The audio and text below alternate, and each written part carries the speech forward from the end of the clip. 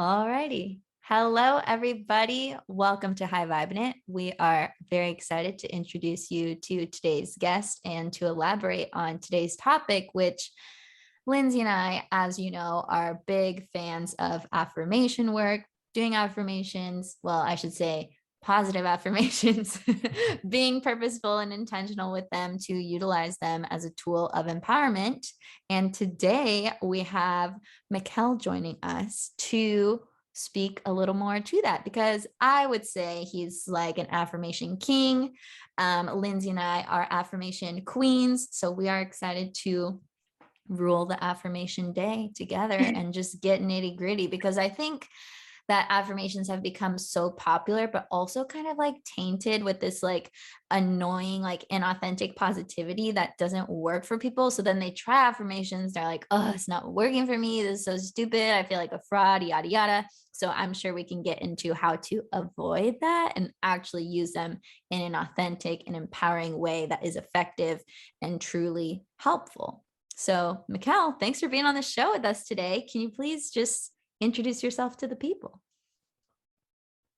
Thanks so much for having me. I'm Michell. I am a writer, a strategist, a father to be. I live in Richmond, Virginia, and I run an agency for my day to day. And it's just good to be here. Thanks for having me. Hang on, father to be, congrats. Thank you. Thank you. The You're ultimate manifestation. Good job. The ultimate manifestation. I guess you could see it that way. Yeah, it's definitely it's top 5 for sure. Yeah. Yes. Yeah, I would definitely say that's true. How did you can I ask, like, what's your story? How did you get into this work? What kind of called you to, because I know you are a writer first, or is that how you would describe yourself? You're a writer who just happens to be really good at these areas. So how did you get into the affirmation game? Like, what's that about? Well, I've been really good at being anxious and insecure for the vast majority of my life. Nice. So Amen. my journey into affirmations and writing about positive, encouraging things started with me talking to myself. I experienced 2 different situations, one in 2012, got expelled from college, another in 2016, where I quit my job without a real plan, and kind of struggled with making money for the first few months. And I had to really find a way to affirm and to encourage myself. And as I was starting to share more on social media, starting to quote unquote market myself, brand myself, whatever you want to call it, I found myself sharing the things that I was thinking about, and the affirmations began to come into the public sphere. So that's kind of how it all jumped off. Ended up writing and publishing a book of affirmations called Keep It 100, Daily Affirmations for, thank you. That's a great title. Yeah, and the subtitle is for millennials who are tired of being called millennials. Because it was during the prime of that whole era where Forbes writers were like, oh, millennials are killing the housing market and they're scared. Millennials are so selfish, blah, blah, well, blah. maybe we can't afford to buy a house because y'all didn't raise the salaries, and cost of living keeps going up. So that was my sarcastic, fed up take on affirmations. And now I just write them to this day on social media. Very cool. Wow. I mean, I've been following you for a minute. I don't know how I found you, but I just, the stuff that you write is like my favorite things I find on social media. It is such a powerful tool, but it is also a double-edged sword sometimes.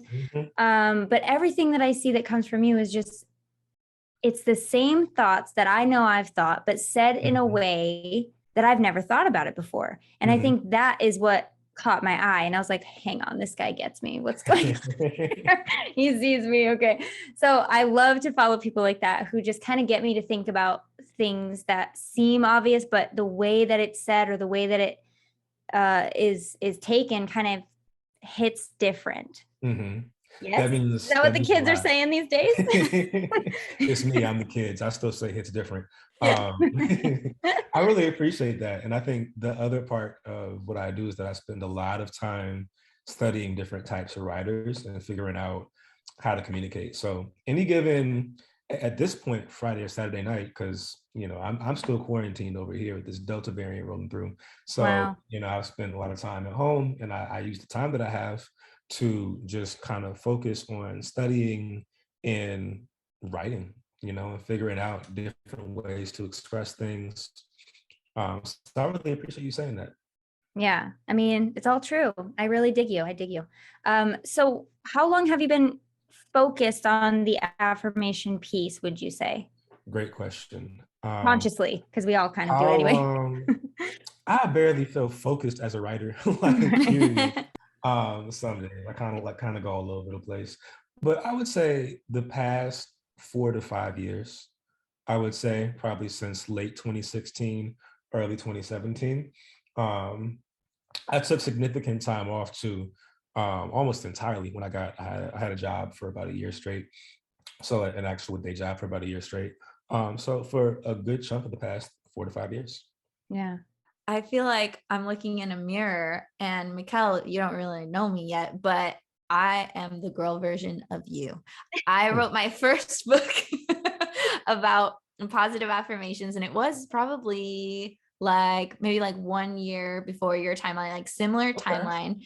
And my whole frustration was that there are no people teaching how to do affirmations in a way that feels authentic and good. Like everyone's just fake it till you make it, say it a million times until it's real. And it's like, that doesn't always feel empowering or expansive. It can actually feel really fragmenting and like disheartening to be like, I'm a millionaire when you're not. And you just feel like lame or stupid or whatever. So my first book I wrote is called #Actually I Can, which is one of my favorite affirmations, the art of affirming yourself to greatness. And it really goes into like the nuances of affirmations and how to soften them and tweak them and make them more empowering for you in that moment based on like how you feel. Because, some affirmations feel really good in one moment, but that same exact affirmation the next day, you could be like, ew, that does not taste good in my mouth. So my You're whole not thing supposed is to always eat them, teaching people to Kels. like, no, Sorry, they're low carb for the record. So. Low carb. Low carb. Oh my gosh. But anyway, the whole point to say that I'm just like taking this in. I'm like, wow, my book twin. Cool. That was one of the things when me and Kelsey met was we were like, wait, you don't give affirmations like that? Like, no, you don't give affirmations? Because I'm a hypnotherapist. I don't know if you know, but like part of what I teach is you have to do affirmations, which are basically hypnotic suggestions based on how you take in information. So how did you find the method or the sweet spot to writing affirmations and giving them in a way that feels good and authentic? It started with me being fairly skeptical, and like I'm hard to sway if somebody's like telling me something about myself, like, oh, like the empty compliments do not do much for me. Like, and also like kind of the empty forms of encouragement, like just a generic, everything's going to be all right, does not resonate with me. Yeah. Or, somebody saying like, you are the greatest writer in the world. Like, I hope so. Like, I hope I'll be on that level one day, but I'm not Toni Morrison. I'm not like an iconic figure of my generation per se. So I need things that are grounded. So I kind of went off of, for me, it was being able to figure out the things that I would authentically believe if someone else told them to me. And, from there, starting to tap into, I don't just write like strictly affirmations. I write different types of content to affirm people. And I think that some people are affirmed by like research and information. Like I could say that, out of the billions of people on this planet, you have this specific, unique set of abilities and experiences and traits that nobody else can match. That's true. Like that's not, like scientists say that. People who are way smarter than me say that. Right. You can affirm people with stories about, let's take a LeBron James, for example. Let's take LeBron James, please. Outside of his Lakers. freakish, oh, you a Lakers fan? I mean, yeah. Or you're LeBron fan. Okay, that's fine. I grew up in Michigan, but I lived in LA for like 12 years. You have to be a Laker fan if you're in LA. And that was through the whole Kobe phase. So then LeBron came in and Kobe gave his blessing. So I was like, all right, I guess I like this LeBron guy. Anyway, moving on. Hypothetical metaphor. So I don't talk trash about Lakers fans. I could use the story of LeBron James and how he was burdened with undue expectations from like the age of 17. and talk about things he did to affirm himself, Yeah. or just write straight affirmations. But it all comes back to, I think, one, understanding that affirmations are meant to affirm a part of who you already are. It's not a fairy tale.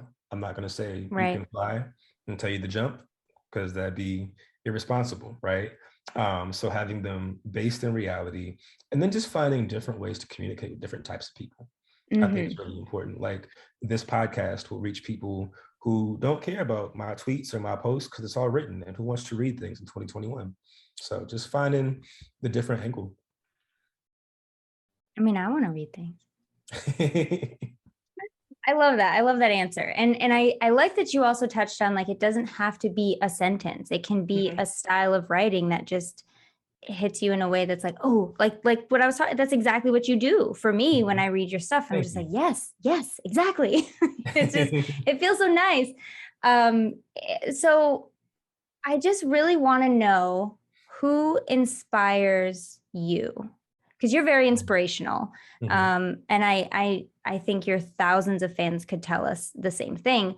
But who inspires you to think in a different way, or to write in a way that could hit people differently? Man, so many different people.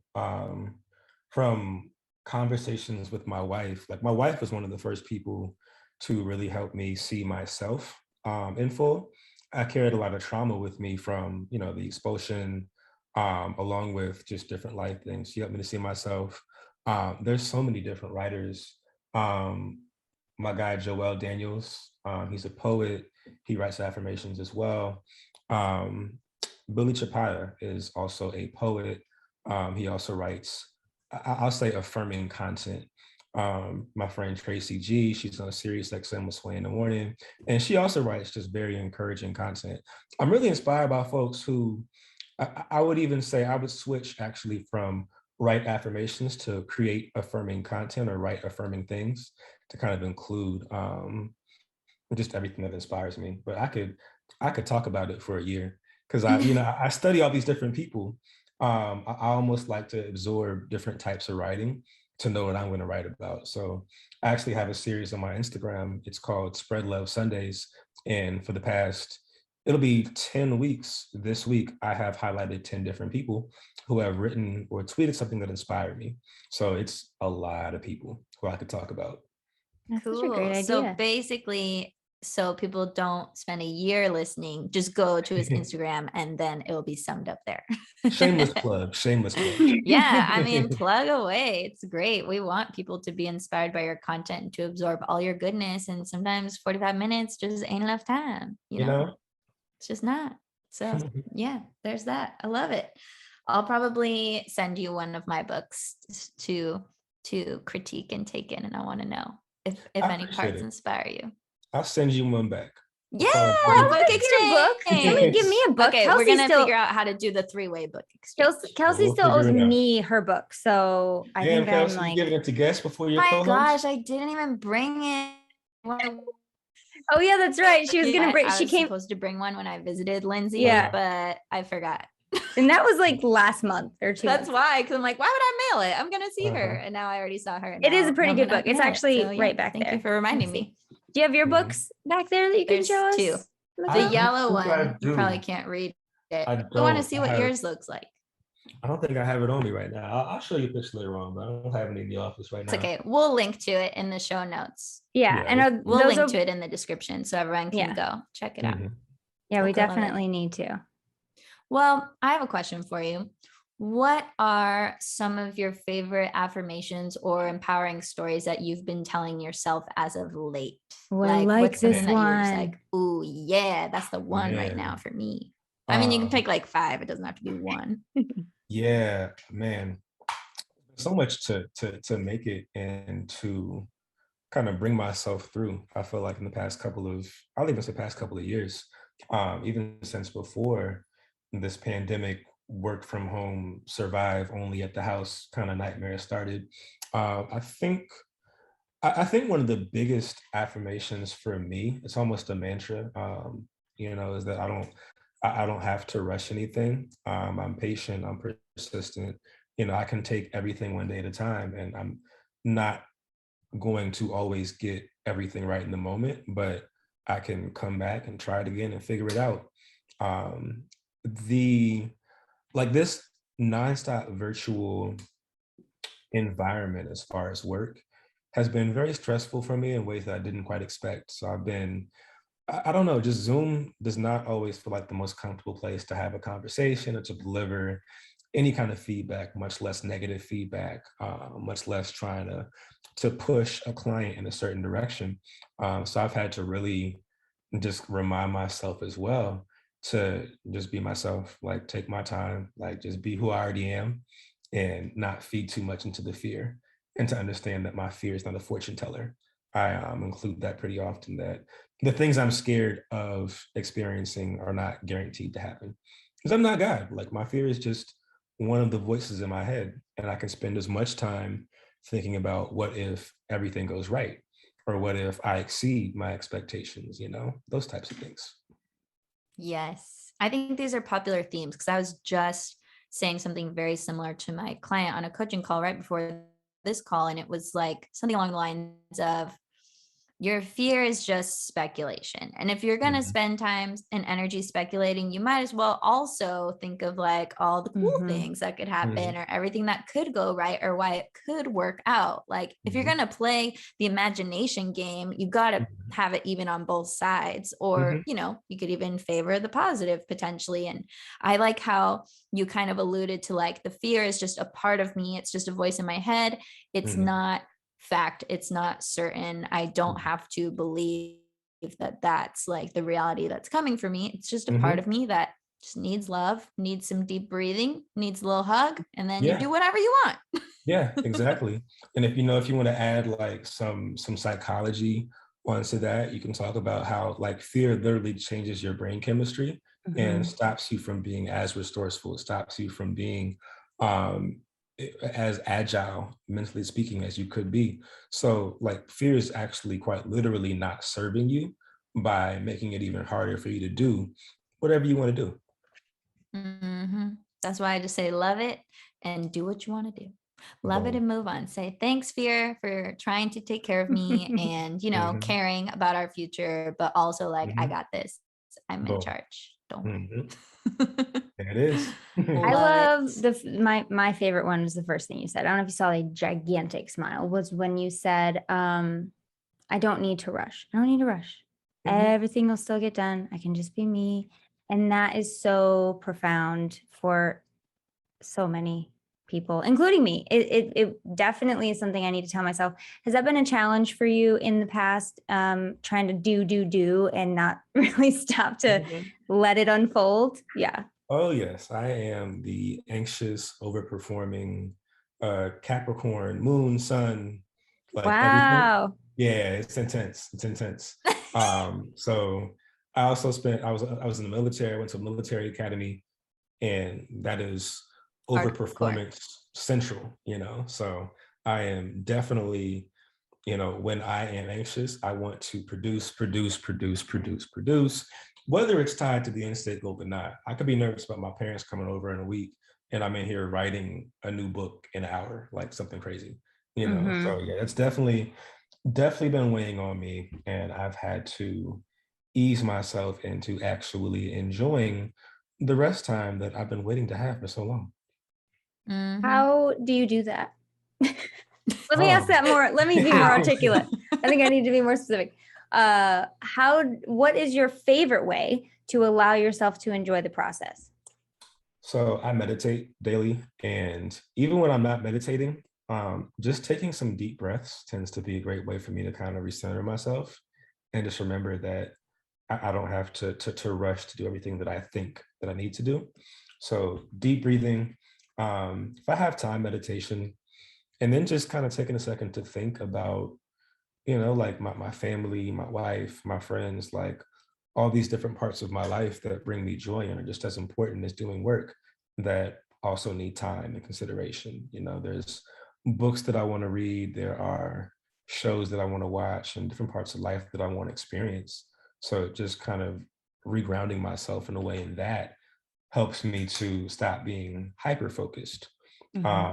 I'll also just look at the fact that like I'm already producing. Like life is pretty good. I'm in a space that even like 2019 Michell, 2020 Michell would have loved to be in. So remembering that as well, I think is really helpful. And just kind of saying, just, basically just like, yo, calm down. This is crazy. Like being, being real honest and saying like, you are Yep. bugging. Yep. One of my favorite things to say. And I take it in such a loving way, which is just like, get it together. And that for some reason makes me feel really good because I'm also a doer and I'm very ambitious. I'm an Aries. So like, I got the horns. I just like bust through without really thinking about it. I just do. Right. And so I do need to remind myself like, hey, it's all right. It's okay. You don't need to be doing all this. It's such a relief to know that. But I love those reminders. There was something you said that was very interesting that I wanted to expand on. I cannot remember what it was, but I like all the things you said. Very good recommendations. Deep breaths for the win. Yeah. It's good medicine for the anxious people of the world, which these days is basically everybody. So I'm happy that we're having this conversation and just normalizing this whole internal struggle of do, perform, achieve. Not even like for so long, I didn't realize that I was really tying my worth and my value to like what I produced, especially like physically, like, okay, how many books can I write? How fast can I do it? What can I make? What course can I do? How many people can I help? And like, we don't need all that. God is like, you are great even if you do nothing, but also it's fun to do things, so do them because it's fun, not because you're lacking in value and you need to prove something to yourself or the world, because you don't. Right. And if you start off understanding what you're worth, you'll be able to produce so much of a better product because you'll know your worth. You have the confidence to take the risks and go for it and dig deeper and speak on what you know, as opposed to trying to jump in and be anxious and trying to prove something. So go watch TV, people. Yep, you heard it here first. So what we're saying is you need to relax. I love my TV time. It's amazing. So thank you for giving me permission to not feel guilty about that, because the other parts of your life need love too, and they need attention. So do your hobbies. That's a fact. We're thinking about. No, go ahead. I was gonna say a perspective that really helped me in like my healing, being an overachiever and trying to just balance that out a little bit, was the perspective of like, my rest is a part of my business plan. My downtime is giving me energy for the uptime. My play is going to allow me the space to have the creative idea, the next thing. It's like it all works together when you let it. Yeah, that absolutely. helped me a lot. Yeah, I really agree with that too. I try to remind myself of that when I'm trying to get up and do too much. Gosh, I wish I could just say it one time and then have me believe it, but it is one of those things, isn't it? That you have to kind of just tell yourself over and over and over. Oh man, that'd be incredible. You're like, I'm programmed now. Yay, all done. Just get a new iOS update of confidence, iOS update of patience, and just call it in, Oh my gosh. So good. But this is an important thing that we're saying. Like, it's okay if you have to repeat your affirmation like a lot of times. That's kind of the whole thing of like the reprogramming, rewiring of the neural pathways. It might take a few repetitions before you really start to embody it and let it sink into your nervous system. And that's cool. You don't need to expect it to like be a one and done situation, because how many things in life are like that? Not many. So I've been playing around with the sports metaphor for it, where, like affirmations are the playbook, but you don't bring the book out and read it on the field, like, go over there. Hang on, I need a minute. You learn the playbook. So when you see a certain defensive scheme come, you know what to do. Yes. So for me, it's like, it's figuring out how to make affirmations part of your thought process. Oh, I like that. From my vantage point, like, like I love to write affirmations, but I'm not going to go and read word for word what I've typed or what I've written down when it's time to actually have confidence when I'm nervous, or to affirm myself in a tough situation. So I try to communicate that as well with kind of the writing that I do and discussions that I have. I like it. Hey there. We hope you're enjoying this episode so far, but if you want to listen to the whole thing, we're going to invite you over to our podcast. Either search for High Vibing It on iTunes, Spotify, wherever you guys listen to podcasts, or even better, if you want to watch the extended video version of this episode that's even longer than the actual podcast itself, head over to our Patreon at patreon.com/highvibe. Lindsay, tell them what's awesome about the Patreon. Patreon is where we have all of our extended episodes. As Kelsey said, we have it on video, so you can actually see the things that we're talking about. Sometimes we have visual aids, and it's nice to know what we're talking about. We also have hangouts that we do sometimes that are exclusive to Patreon people. And you can get started with all of this and bonus content and everything that we have only for the Patreon people for as little as $3. I think it's $3.33 a month. And that's it. And you guys can get all the benefits and all access to everything that we put in there. Really cool. It's really cool, really fun, super easy to join. And you guys don't even have to do that to finish this episode. If you're like, screw it, I don't want to pay any money, I just want to hear the rest of this episode, go to our podcast, High Vibing It, search for it wherever you listen. It's totally free. Either way, enjoy the rest of the show wherever you choose to enjoy it. And we will see you guys next week because we do a new one every week. Adios. Bye.